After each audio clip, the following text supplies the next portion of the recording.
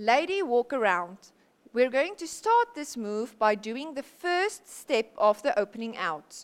So you're in the closed position, and then the gent is going to push with his left hand and pull with his right arm and take the lady into the first part of the opening out.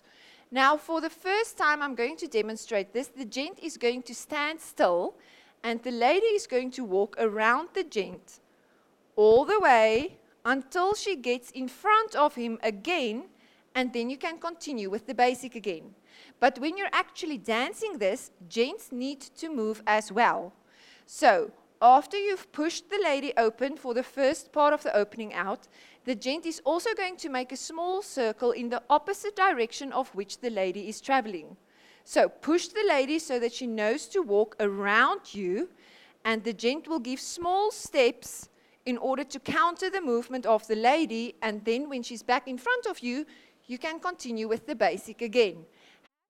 When you're actually dancing, gents, you need to move as well. And you're going to make a small circle on the spot and try to move away from the lady as she moves around you. And it's going to look like this.